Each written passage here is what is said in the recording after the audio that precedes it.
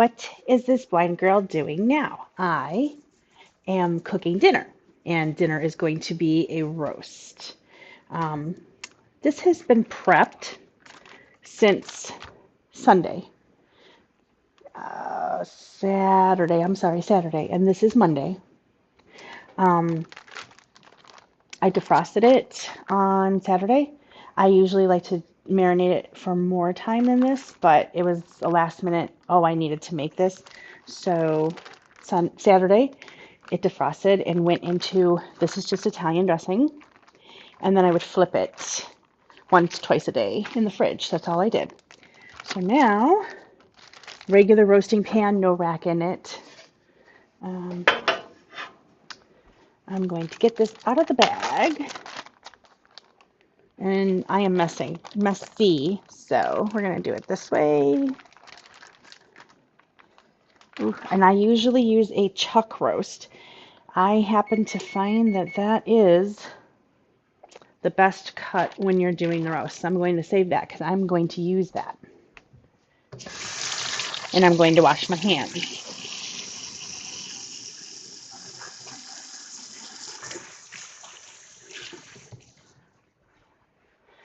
Now, around the roast, I am going to put potatoes and carrots, but I'm going to do them half and half because Jason doesn't like carrots and I want carrots with my roast. So I'm just going to keep them separate because it'll be easier when you're serving it up that the potatoes are separate from the carrots. So I have some whole carrots here. I do not like the ones that you buy in the store that are already cut small because they're peeled. All of your good vitamins and nutrients are in the skin. So when you buy those shortcut carrots, they're great, don't get me wrong, but they don't have the benefits of eating a carrot in it. So I got whole carrots. And I'm always so fun at getting these gloves on. So here's what I'm going to do.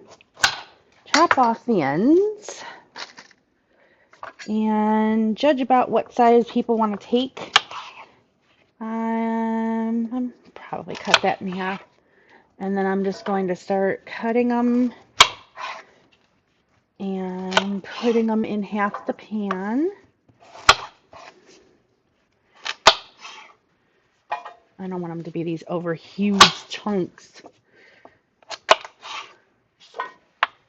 think that's good. I'm not gonna cut those in half. And sometimes we miss the pan. That happens. Cut the ends off of this one.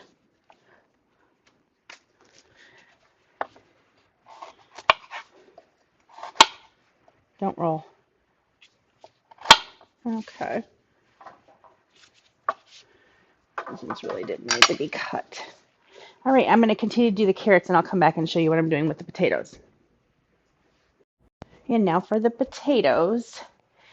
These are the potatoes. I bought the little potato duos, so they're the yellow and the red. I do them different kinds. Sometimes I take bigger potatoes and I peel them and then chunk them up. But this time I'm going to do these. I'm going to leave the peel on. Oh, I got a carrot out of there. Oops. Don't get the carrots with the potatoes. That's a no. All right. And I'm just going to have these and just going to go around the roast like I did with the carrots on the other side. And I don't know how many I'm going to use yet. I'm feeding 3 people, so I don't know. Never good with that. But yeah, this is what I'm doing with the potatoes. Cutting them in half and putting them around the roast. That wasn't a very equal half.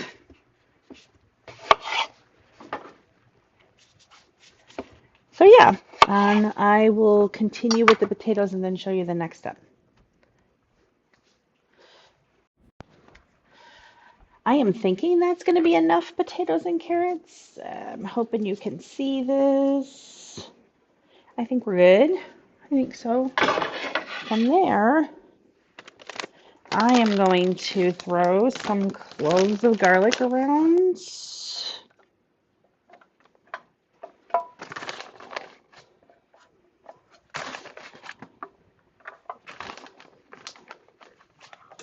There.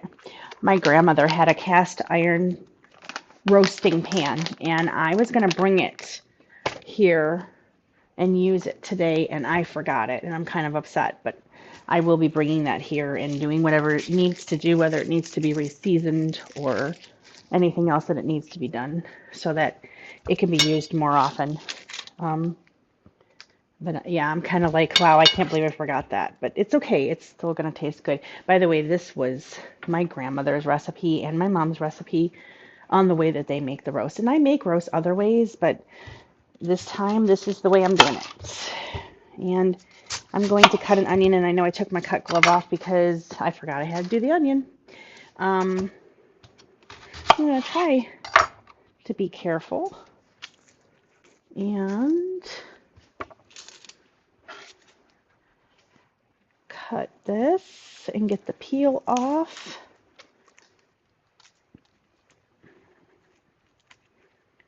If it wants to cooperate with me. I didn't disappear. Yeah, right here. So I'm trying to think which way I want to do this. I think I'm going to go this way and just kind of make sure that they come apart. And I may not do the whole onion. We'll see. I don't want to go crazy. I just want an onion presence, but it doesn't have to be the whole stinking onion. Ooh.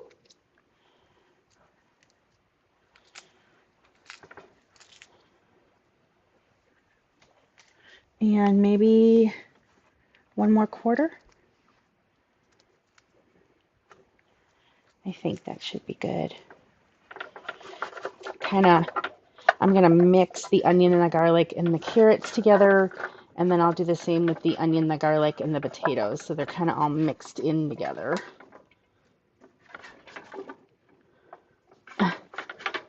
Or at least try to. That's better, then it's not all laying on top. Okay.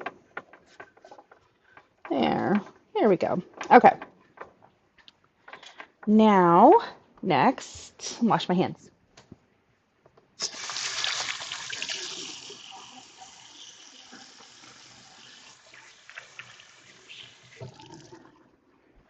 I honestly don't even know how much is left in here. Not much, but it'll make it work. This is Gravy Master. I don't know if you've ever used it or not, but it's nice when you're doing the roasts. If it wants to open. Come on, baby. There it goes. All right. I just gonna kind of pour that. I don't have much, so maybe if it comes out, I'm gonna, ooh, shit. I didn't mean to do that. I wasted. Ugh. Yeah, I didn't have much of that. I'm gonna have to get another bottle for next time. You know, I actually think I'm going to like put a little bit of warm water in here and shake it up.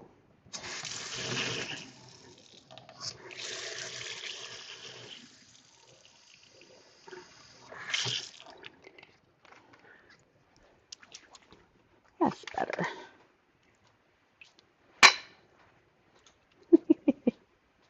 Visually impaired trying to pour over a certain area that's all dark. It probably would have helped if I would have turned that on. That helps a little bit. Okay, so now that I took the extra water out of that, that's gone. I do want to pour the rest of the Italian dressing over it all. I am not going to put broth in this time. Sometimes I do because sometimes the last hour I add noodles, Klutschki noodles, or if I'm saying them wrong, whatever. Klushki, whatever. Sometimes I add those the last hour. Take like the potatoes and carrots out, but I'm not doing that this time. And I'm going to use my fingers, and I'm going to mix this up one more time with the onions, the garlic, and the carrots. And then the potatoes, trying to keep it all separate. Ooh. And then mix all this up.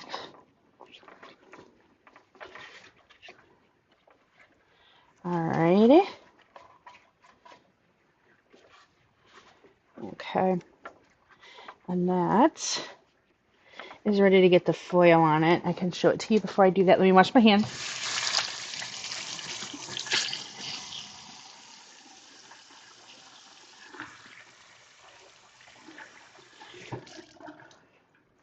Okay. And this is what it looks like. I'm going to cover this with foil, and I am going to bake this for 3 hours at 325. And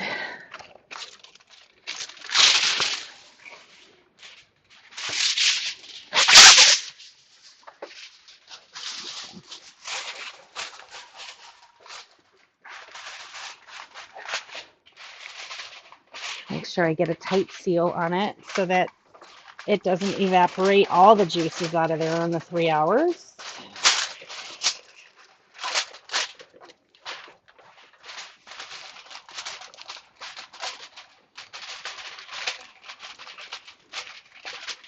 And as you can see over here, or not see, I made some cornbread to go with tonight's dinner. I decided on that instead of rolls. All right, let's turn this. Okay. Look at that. 2 minutes to spare before I wanted it to go in the oven. That was good timing. So this should all be good. Make sure it's tight around these. And now I'm going to put it in the oven. And then it's going to cook for 3 hours. And then I will show you the final results.